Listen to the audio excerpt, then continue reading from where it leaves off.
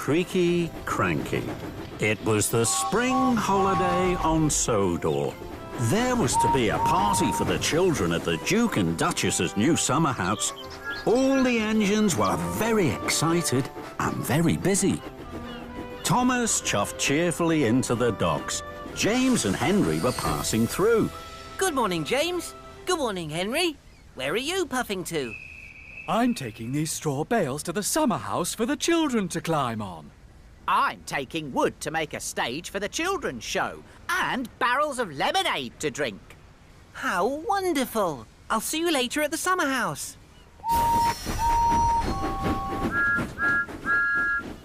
Good morning, Cranky. What's good about it? It's the Duke and Duchess's party day. Party, smarty. I don't go to parties. I'm stuck here loading and unloading all day. I haven't had a moment to rest my hook. That load is for me. It's eggs for the children to paint. Hurry up, Cranky. You're creaky, Cranky. What's the matter? Are the eggs too heavy a load for you? Cranky didn't like Thomas's joke. He didn't like being called Creaky. No, they're not too heavy for me. They're light as fluff. You're not strong enough to pull anything heavier than fluff, tiny Thomas. That's why Henry and James have the heavy loads. Now, Thomas didn't like Cranky's joke. Fizzling fireboxes. I'm as strong as any other engine. You're not as strong as me. I can lift much heavier loads than you could ever pull. Thomas really didn't like that. We'll see, Cranky. I have lots of time to deliver the eggs. First, I have to prove Cranky wrong. James has a heavy load. I'll go and find James. So Thomas steamed sternly out of the docks. Thomas found James at the junction by the washdown. Hello, James. I don't have a lot of jobs today. Shall I deliver your heavy load of wood and barrels for you? You can stay here at the washdown. Then you'll be perfectly polished for the party. James thought this was a very good idea. Thank you, Thomas. So James was uncoupled from the heavy flatbed of wood, and Thomas was coupled up. The flatbed was heavy. Huffing and puffing, Thomas set off for the docks. Thomas chuffed back into the docks. You again? What are you doing with that wood? This flatbed is very heavy. I'm sure you can't lift it. Cranky looked at the flatbed of wood and barrels. I'm sure I can. Cranky's hook swung low over the wood. Thomas watched and waited. With a creak and a crank and a crank and a creak, Cranky raised the flatbed into the air. Thomas's boiler buzzed. Told you so. You're still creaky, Cranky. And you're still tiny Thomas. That made Thomas very cross. I will prove Cranky wrong and still have time to deliver the eggs. I'm sure Henry had an even heavier load. I'll go and find Henry. So Thomas steamed stormily away. Thomas found Henry waiting by the coal hopper for his special coal. Hello, Henry. I don't have a lot of jobs today. Shall I deliver your heavy load of straw bales for you? Then you can wait here for your special coal. Henry thought this was a very good idea. Thank you, Thomas.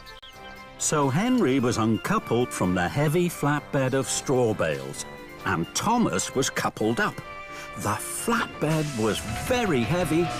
Huffing and puffing, Thomas set off once more for the docks. Soon, Thomas puffed back into the docks. You again?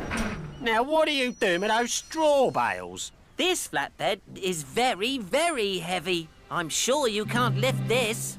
Cranky looked at the flatbed of straw bales. I'm sure I can. Cranky's hook swung low over the straw. Thomas watched and waited. With a creak and a crank and a crank and a creak, Cranky raised a flatbed of straw into the air. Thomas's funnel fizzed. Told you so. You're still Creaky Cranky. And you're still Tiny Thomas. That made Thomas even crosser. More than ever, Thomas wanted to prove Creaky Cranky wrong. He had to find the heaviest thing he could. Then an idea flew into his funnel. Lift me, Cranky. Cranky looked at Thomas.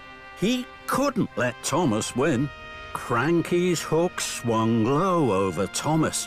Thomas hardly dared puff. With a creak and a crank, and a crank and a creak, and very, very slowly, Cranky raised Thomas high into the air. Bubbling boilers! Creaky Cranky is lifting me. Then there was trouble. Cranky creaked louder than ever. His crane arm stuttered and judded. It creaked and it croaked. Then it cracked. Oh, no. Cranky's crane arm had broken, and it was all Thomas's fault. Thomas was stuck high in the sky and blowing in the breeze. Then the Fat Controller arrived. Thomas, what are you doing up there? I'm sorry, sir. You are causing confusion and delay. The Duke and Duchess have no wood, straw bales or eggs. Now I see you have them all here. Cranky is broken, and you, Thomas, think it's a good time to try being a bird. The Duke and Duchess are waiting. Thomas felt very silly. Then the Fat Controller looked at Cranky. And you're as silly as Thomas. Cranky crumpled. The shame to be as silly as a steamy. Soon a workman had climbed up Cranky. Slowly and carefully, Thomas was lowered and landed with a jolt and a judder. Just as Spencer arrived. Dear, oh dear, Thomas, what a mess. Little engines can get into very big trouble. Thomas felt even sillier in front of Spencer, but he knew now that being strong was only good if you were also really useful, and he had to be really useful. Spencer, I need your help. You are very strong and can pull much heavier loads than me. Will you take the wood, the straw bales and the eggs to the summer house for me, please? It's my fault that Cranky is broken. I must put everything right as quickly as I can. Very well. Thank you. I'm sorry, Cranky. I know you're strong, stronger than me. I'll be back soon with the right parts to fix you. Then Thomas pumped his pistons and puffed out of the docks. Thomas wheeshed like the wind, all the way to the steamworks. Hello, Victor. Cranky creaked and now he's cracked. He needs new parts. You've come to the right place, my friend. Parts are plenty here. We'll have Cranky up and lifting in no time. Soon Thomas's flatbed was loaded with new parts for Cranky. Thank you, Victor. Of course, my friend. Give Cranky my best. And Thomas huffed happily away. Thomas puffed into the docks with his heavy flatbed. Cranky was still looking crumpled. Here you are, Cranky. We'll have you fixed in no time. Thank you, Thomas. That's a heavy flatbed. You know, you're not tiny. And you're not Creaky. Cranky laughed, and that made Thomas laugh too.